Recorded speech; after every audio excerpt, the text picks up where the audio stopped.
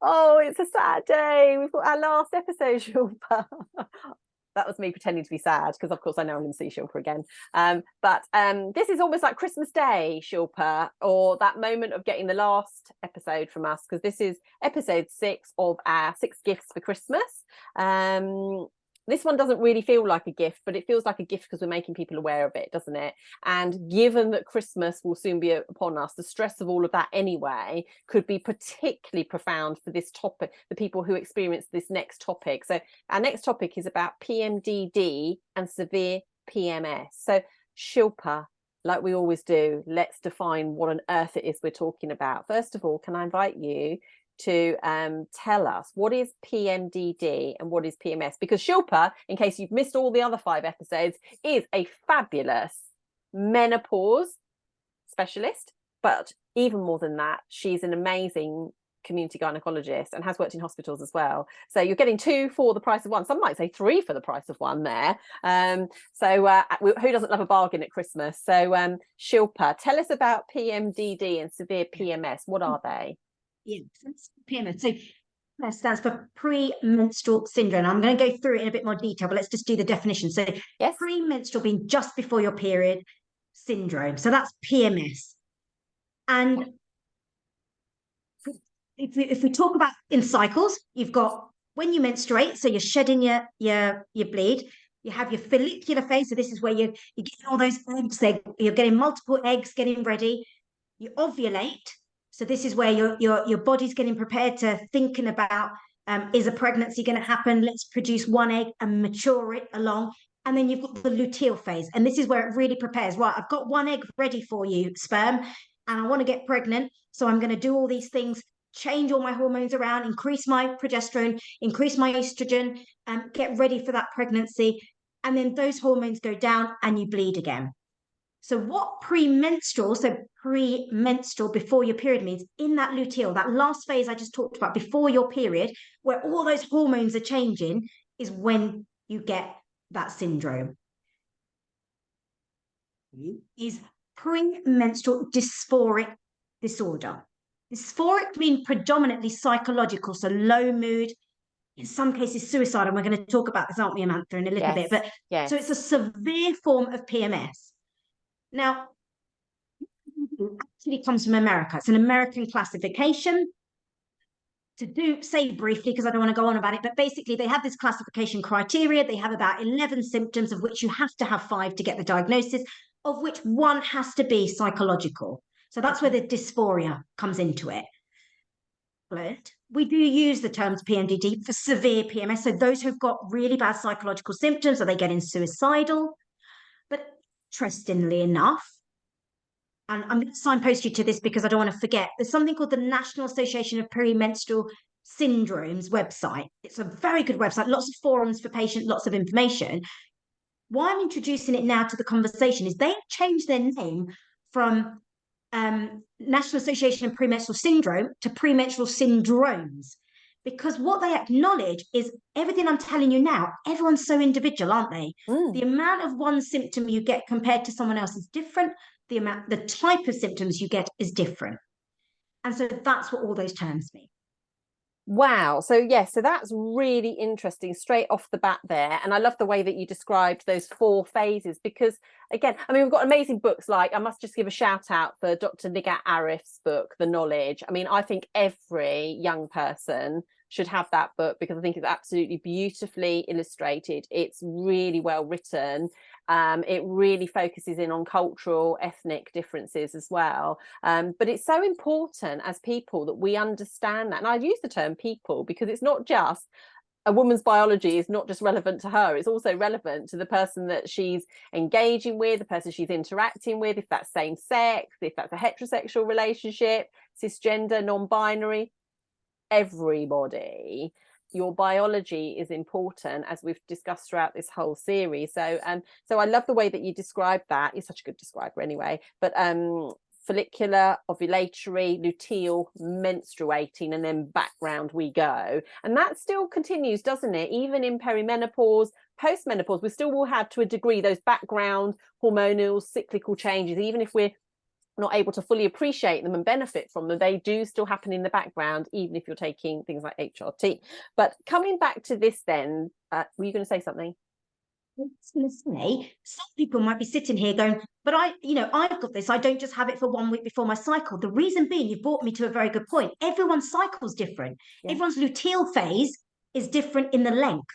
And so some people may get 2.5, 3 weeks of absolutely hideous symptoms, but yet, and we're going to come to this, may be told, well, that's not premenstrual syndrome. But actually, so the classical is we say luteal phase for, from ovulation to your period, which is a week. But everyone's cycle's different. And so let's not forget that week could be extended quite a lot for a lot of people. Yes, and this is why I think statistically we're seeing more people present with things like PMDD at the same time as perimenopause, aren't we? Because, everything again is really spotlighted in that time. And so people who maybe have had a degree of PMDD or particularly bad premenstrual syndrome, it sort of seems to get spotlighted even more during that time because our hormone levels are changing. So how does it, so we understand when it presents, and you talk about 11 symptoms, my goodness, even more symptoms to be aware of. So, I mean, can you shed any more light on what those symptoms could be, Shilpa, so people can start to think, actually, is this me? Yeah, absolutely. I'd say 11 symptoms, by the way, that's the classification of their 11 categories, but apparently there's over 150 symptoms. Don't ask me to name them. That's a Christmas quiz. No. I can't wait for that one.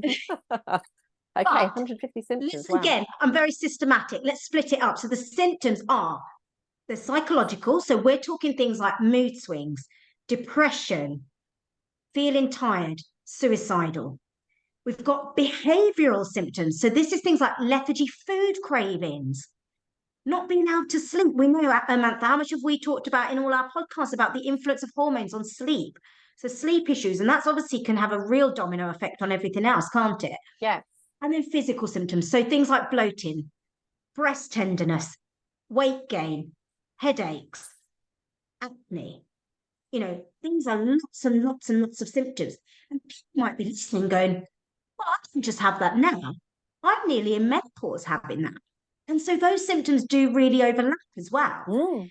Also, we know that women who go through PMS or PMDD or menopause, perimenopause, who have predominantly psychological symptoms, may have an underlying risk factor because they've had postnatal depression or they've had low mood in the past as well. So lots and lots of symptoms, and a lot of them overlap with different hormonal cycles. And we know it's that cyclical change because it tends to get better in pregnancy, tends to get better postmenopausally, and it doesn't really happen till you start having ovulation. Were you aware, Amantha, some people, by the way, before their first period can start to present with PMS symptoms? Really? Yeah. So this is important. Change, that hormonal change. So this is really important. So I discovered a term which I didn't even know existed. So we know that menarche is the onset of your menstrual cycle. I didn't know until I went through this with my own daughter that pubarche, which is when your adrenal glands go, beep, we're on, that you can see a lot of these changes. And that's when you get those primary characteristics and those secondary characteristics developing, isn't it? Like breasts, hair, pubic hair, all of these sorts of things. So I definitely can recall reading up on that, going, yes, my 9-year-old seems to be a little bit more either agitated or a little bit more unhappy. So again, this is really important, isn't it, that we're signposting this? And as a gynecologist, it's amazing that you're able to sort of give us that insight, because it's not just like the midlife. We've actually moved one of the goalposts, so you can see my hand on the screen there, quite far back, haven't we? Which is for when you're younger. Yeah. Me saying this, but I'm a big symptom diary believer, because then you can see it, you can demonstrate, look at this change. Because I'm a big believer of not having menopause or gynecology blinkers on as well. I try to be a good doctor overall, and therefore I do think it's important.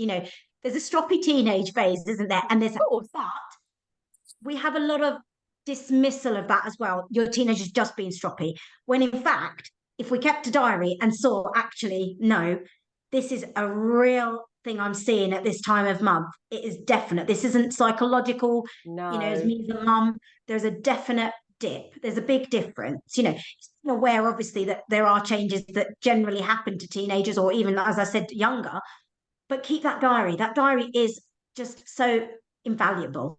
Yes, and I just want to draw people back to two videos on this YouTube channel where two families have very generously shared their stories about PMDD. And you know, the one thing they both absolutely connect on is actually almost like a switch moment for their daughters, whereby literally just a change, like literally night and day. And one mum who talks about actually about her daughter and her ideation around suicide was very much pinpointed to that change in hormones around the luteal phase that you described, so that second half ish of that menstrual cycle, Shilpa. And I want to the elephant in the room, this is real, because about over time, and I don't mean to sound like a women's activist, but how much has that term been used derogatorily? Like, oh, you just got PMS, oh, you're just on. Yes. But, you know, and we can talk about this in a minute. I've had patients suicidal, and it's been the most incredibly satisfying thing, acknowledging it, treating it. And, you know, I've had husbands crying that the change they can't, but, you know, I've had husbands booking appointments for their wives, because you can be that bad, and we're going to talk about symptoms. We can be that bad that you cannot function at all, and yet seeing that change in the hormone, you know, it's not a placebo effect. So I just want also to acknowledge that this is real, you know. And you know, that's so important as well. As we know, we could talk for hours, and that's a dangerous place for us to be. But things like, you know, our podcast 25 minutes so that Shilpa can't speak to. This patient's booked out the whole afternoon with Dr. McQuillan. What's going on?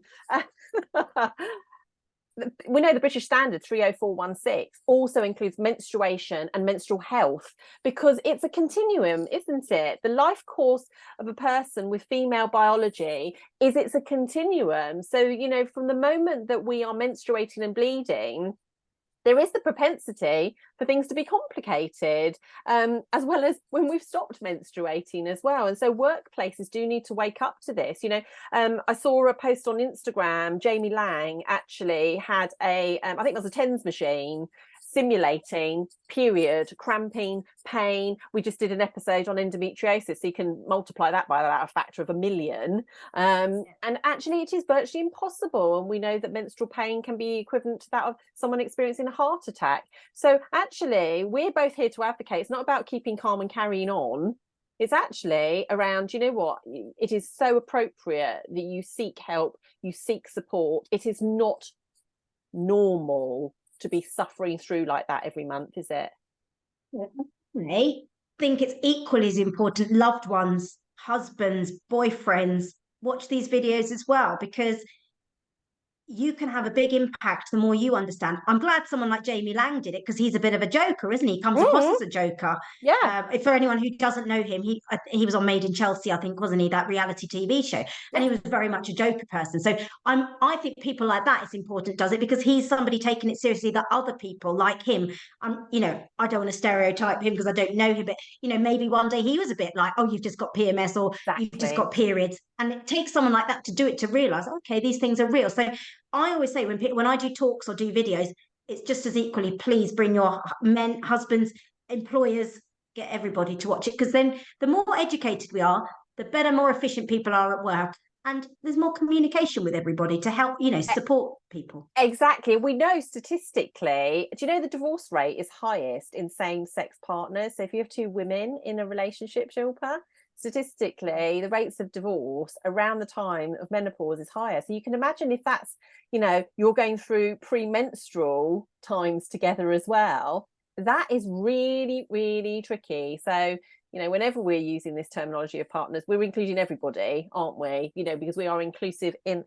our language. So it's so important. So coming back to them, so the reason I said just so you know, the reason I said men are not partners is because I think a lot of men think, oh, I don't need to watch it. Yeah, It no, was my reason for saying that. You're right. You are yeah, right. Absolutely.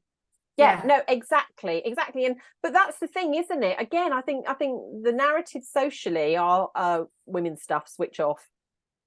You know, and it's so not that, actually. And you're right to call out the workplace as well, because, you know, what provisions are being made for people who've got heavy menstrual bleeding?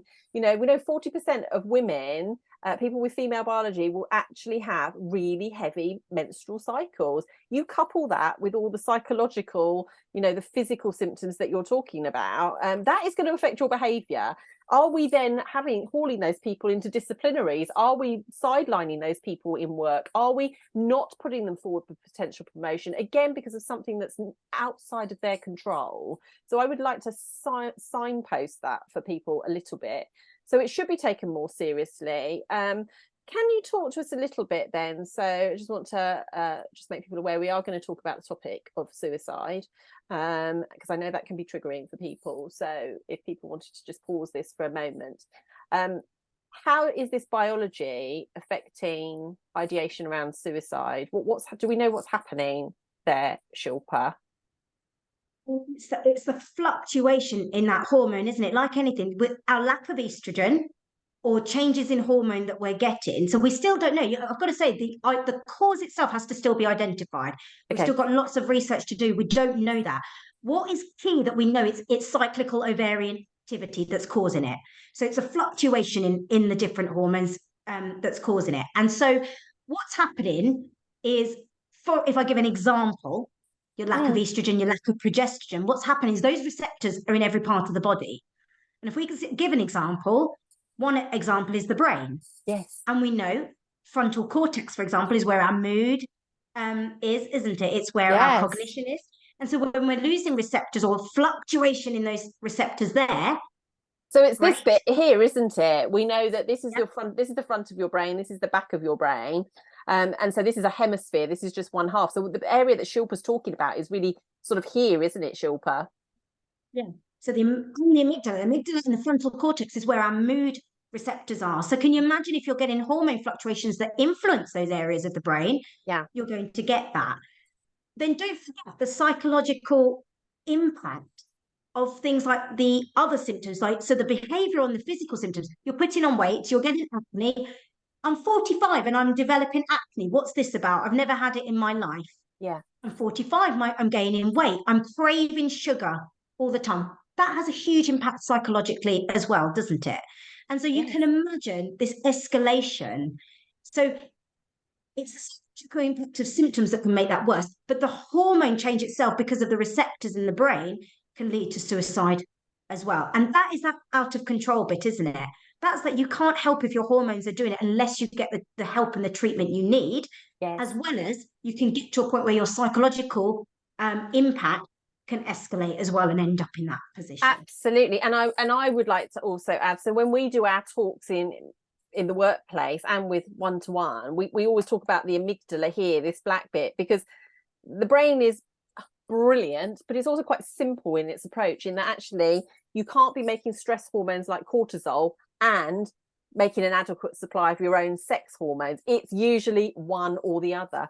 So what we say to people is, you know, and you can see in something like PMDD, the more stressed you are, the more those fluctuations are going to be more erratic, aren't they? The more, like you say, more the sugar cravings, because you're in this permanent state of fight, flight, freeze, and your body's going, more sugar, no, not more sugar, more hormones, no, not more hormones. You know, there's this total chaos going on. And we know that cortisol, it's helpful. We need cortisol to survive. So I'm not demonizing, but it's a tricky little chemical, that, because it hangs around for 72 hours. So you can imagine if your cup is already full and your system is already full with this cortisol, it's just going to exacerbate things even more with that hormonal biology going on as well. Yeah. You've made a really good point. We've added cortisol in. What about thyroid? What about insulin? You're craving more sugar, your insulin goes into play. All these hormones interplay, and an imbalance of those hormones can increase stress. Our stress hormone then increases, and it just becomes, doesn't it, a domino effect. Exactly, Shilpa, which is why we both have said on numerous occasions, you know, we are not, the whole topic of women in midlife doesn't come down to just 3 hormones. It's not just about HRT. It is so much more than that. And I always use an octopus. If you ever watch an octopus is such an intelligent creature, but it's lots of tentacles, and it's difficult to know, you know, which tentacle are you dealing with? Is it the metabolic side of things? Is it the psychological side of things? Is it your nervous system? You know, so we have to be open to listening, like you've said throughout every single one of these episodes, and this one is no different, you know, encouraging people to note their symptoms down, inviting them to come and discuss things with you, watch these videos, be more aware. It's so, so important. So we can see then that it would be difficult for people to function at this time, wouldn't it? I mean, is that the point when people go to the doctor and say, okay, I need you to sign me off sick? But they're not sick, are they?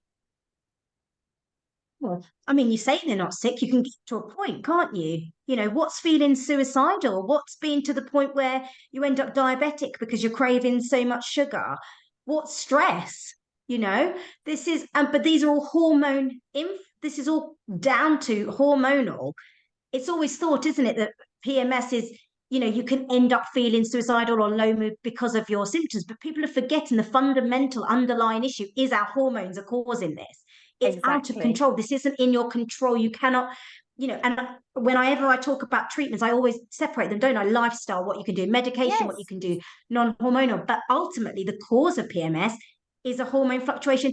And how do we know that? Because you are different to me. I don't get it. You might not get it, but someone else does get it severely. We know everyone's different in their hormone, and it's you're not out in control is the issue here. Exactly. And my point to be contentious about saying they're not sick, are they? Is actually they are having to manage this, which does make them unwell. And the point is that actually, if we help manage and support those hormonal fluctuations, people can still be at work, people can still be living their best lives, they can be fully functioning. And so what we don't want is people being written off. You know, this is not like you cut yourself and it's going to heal up in 2 weeks. It's happening every time there's a new cycle. So that's the bit I want to sort of really land with people is it's not going away anytime soon. The most we can hope to do is manage those cyclical changes, those hormonal changes, and with benefit of people like Shilpa and her other colleagues, it's much more likely. So how do we approach it? I mean, you've said, I mean, my goodness, 150 symptoms. I thought menopause was complex and everything in between, but here we go again, more symptoms to try and become aware of. But in a nutshell, what can people do, would you say? So again, let's imagine someone, patient, who's thinking, oh my God, well, yeah, I get a sense that that could be me. What would you be saying would be next steps for them? I've been symptom diary, but why it's also invaluable for this is PMS and PMDD is a retrospective diagnosis. It's a looking back over cycles, and you need at least 2 to 3 cycles to diagnose it. Because the reason being, we can all get some form of hormone fluctuation and then change in mood, symptoms, you know, occasionally. But if you're getting consistently, and you just said that it's not going away. If you're getting consistently month after month for at least 2, 3, 4, 5, 6 cycles, there's your pattern, isn't it? And that's your diagnosis, basically. So that's the way you diagnose it, is symptoms. And you will get that luteal phase. You'll get specifically 1 to 2 weeks just before your period of getting these symptoms. Now, some people might be thinking, but I don't have a period, or I'm perimenopausal. Yeah. Well, the good thing is the treatments are pretty similar. So, you know, but they do overlap. And actually, I see so many women in my menopause clinic that have these symptoms, and you talk to them in more detail, and there really is that overlap of actually, are you PMS or are you premenstrual syndrome? And then you ask them more questions. They had postnatal depression. They've had low mood in the past. They've had PMS since they were 16. So actually, when you're at perimenopause, this could be your PMS worsening because the fluctuation gets worse. On top of the fact, your ovaries are declining and the instability is there as well. And I am just going to throw something else in because I just feel it's like there is. I mean, then we've got the whole ADHD thing coming in, but that'll be maybe our second series that we could do something about that, Shilpa. But you can see it's like, oh my goodness, it's like sorting the wheat from the chaff, as they say, isn't it? It's like, you know, connecting the dots is our favorite phrase in our workplace sessions, because we know that people tend to walk around with 8 symptoms for about 14 months before they go, do you know what, I think this is all part of the same thing. So we know there's a lot of technology out there, isn't there, for people to record stuff. Good old pen and paper. I did journal after. In fact, you know what? Let me show you something. And I keep it here to remind myself of how far I've come. This is my diary from 2012. I won't show it, but that is literally full of narrative around the symptoms I was feeling. it makes quite depressing reading, but I keep it there so that I never ever lose touch with why I do what I do. Yeah. So it's always there in Yeah. front of me. I want to highlight, when you're feeling rubbish, you can't be your own doctor, and you shouldn't be. So I shouldn't have to be my own doctor if I've got symptoms. So the important thing I would say, my kind of not take home message, we haven't finished the thing yet, but my key messages are: keep your diary. Don't worry about not knowing if this is PMS. Is this, keep your diary, just go and get support, go and get proper support. And it's, for me, it's my duty to work with you to help you understand what could be going on. But don't sit and feel inundated, because when you're feeling rubbish, you haven't got time to be trying to diagnose it so that you can ensure that you're going to get the help, because you're worried that doctor won't take you seriously. Seek the right help, keep the diary, and together if you were, when I see my patients, I do it with them. I take that off them, that pressure, but at least I have information there to go off of actually what could be going on. Yeah, gets you off the starting blocks, doesn't it? So that you can start to approach it in a way that means we can support and help them. So as we do come to the end of our series, but we know there'll be more, tell us what would be the take-home messages from this episode around PMDD and severe PMS then. What might be the take-homes that people can take from what we've talked about today? The says this is out of people's control. It's caused by hormones and fluctuation. It may end up with symptoms that are as a result of how you're feeling, but the fundamental thing is it's caused by it. So get the help you need, because if you're finding your symptoms are going on month after month after month, then get that support, because there's lots of treatments. And we haven't really gone through treatments, but, lifestyle, suppressing ovulation, so hormonal, things like serotonin reuptakes, which balance your mood. So all these treatments are aimed at balancing. Are those antidepressants, mood. Shilpa? Serotonin uptake? Yes, so selective serotonin reuptake inhibitors are traditionally antidepressants, but for some people they take it in the luteal phase. So these are SSRIs. These are SSRIs, if people might have heard that, aren't they, Shilpa? Yeah, something like sertraline, citalopram, venlafaxine.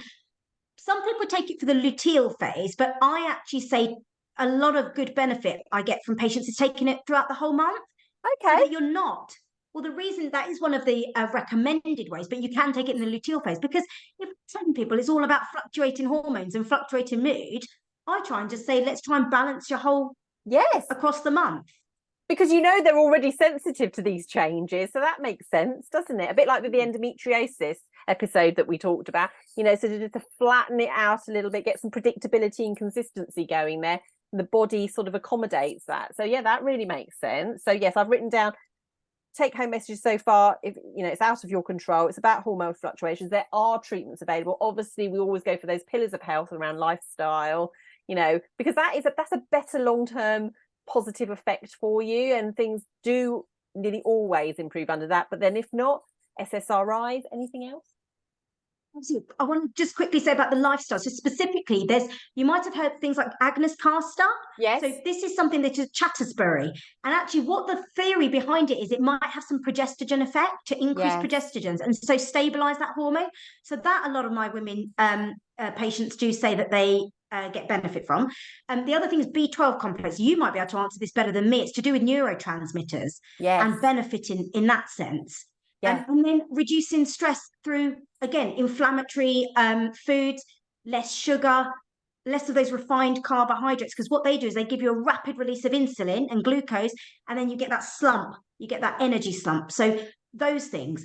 And then in terms of hormones, you might want to try and help in terms of, for example, a contraceptive pill all month, because you're stabilizing the hormone. That's one method. Yes. The other method is something like HRT, which is what I give a lot. And this is not even for, by the way, perimenopausal women. These are even in young women who are going through this. You may give something like a transdermal patch alongside progestogens, because we've said progestogens, you need to protect your womb lining if you to prevent womb lining cancer if you take estrogen. But the other thing is something like a Mirena coil, so something like a hormone releasing coil. I like to give in combination with something like a patch. And the reason being, they both release hormone really steadily. So Yes. a hormone releasing call releases over 24 hours. And then throughout the month, you've got the stability of the progestogen. Something like an estrogen patch releases slowly over 12 hours. And throughout the month, you get a real stable. So the combination of those two is really, really beneficial for women. Yeah. Don't worry. Then you've got things like suppressing ovulation. And that is where you may try something like a gonadotropin releasing hormone, because what that does is it switches off the ovary. It's a medical way to do that. Or ultimately, and we're talking, we've said this, haven't we? People who are really suicidal, that nothing is working here, or their symptoms are so debilitating, they may consider going to a hospital gynecologist to talk about hysterectomy and having your ovaries taken out. Yeah. And so that's, I mean, it's a comprehensive list. I mean, just coming back to the B vitamins, certainly I'm this is just from my background knowledge. I'm wondering if the B12 is all around your metabolism, so better processing of your sugars, that sort of thing. We do know that things like B6 are great for naturally helping elevate your progesterone levels. I love the Karen Newby book. We've had Karen Newby on as a guest. She's an amazing nutritionist. And she talks about flax seeds or seed cycling. You can use flax seeds because flax seeds can be helpful. But, again, that whole, if you've got a healthy bowel that's detoxing and getting the rubbish out, that is going to be helpful to you. So actually be more mindful about what you're eating, not leaning on those white carbs so much, but going for those what we call nutrient dense foods, because that's going to keep you fuller for longer, stabilize your blood sugar. So you really sort of, anything else that you're adding into the system is going to give you potentially better results, because the background stuff is being well addressed. So that's really helpful. One thing I would say on that, though, be kind, because there's a lot of pressure when you know you're going to be feeling rubbish. Yeah, true. To function, to exercise, to eat really well. So what I will say to people, take that pressure off. For 1 week of your cycle, you're going to feel awful. I'm not advocating go and eat lots of junk food, but just be a bit kinder to yourself that week and be better the other weeks that you're able to do that, because you're in that right mindset. You're not getting those horrible symptoms of food cravings, lethargy. So just take that pressure off a little bit and be kind. And actually that can often help a lot than constantly worrying about. Yeah, and I think coming back to that really nice point you made earlier as well, is the support of partners as well. I mean, I know, and as well, Shilpa, I mean, that we just can't sort of say how valuable that is, because actually then someone can help nourish you and look after you and take a bit of the slack for you, and actually sort out all the meals and do whatever. But yeah, you're absolutely right. Who doesn't agree that a chocolate biscuit here or there, I mean, and a cup of tea puts the world to rights, doesn't it? Even for 5 minutes. Yeah.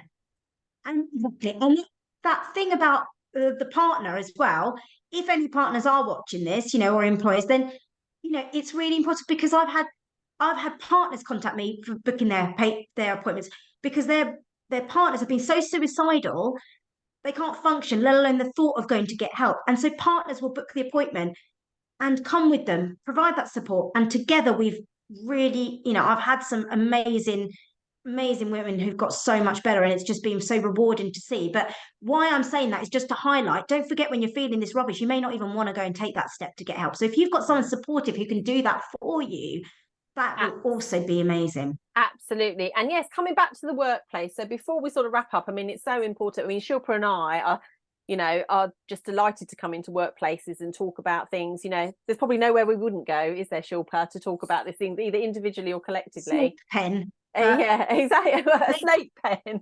Oh, I'll go in there then. No, I wouldn't. If you're an employer asking me to come to a snake pit to come and do a talk, I'm afraid that won't be me. Okay, I'll make a note of that in the show notes. No snake pens or pits. But that's the most important thing. It's about, awareness. Education is usually the best platform on which to build conversations in your workplace. And Shilpa and I are more than happy to do that. So please be in touch. So Shilpa, with that in mind, as we come to the end of your surgery, the 6 marathon sessions that you've done for us, which is so brilliant, how can people be in touch with you, either to know more about you, get in touch with your services, because why wouldn't they? Where can they find you? So, my clinic is Berkshire Menopause Clinic, based in Henley. If you were interested in consultations, I do virtual and face-to-face. But my website is www.berkshiremenopause.clinic.com. you could email at info@berkshiremenopauseClinic.com. I do lots and lots of educational materials on Instagram and Facebook, and that is Berkshire Menopause Clinic, both of those.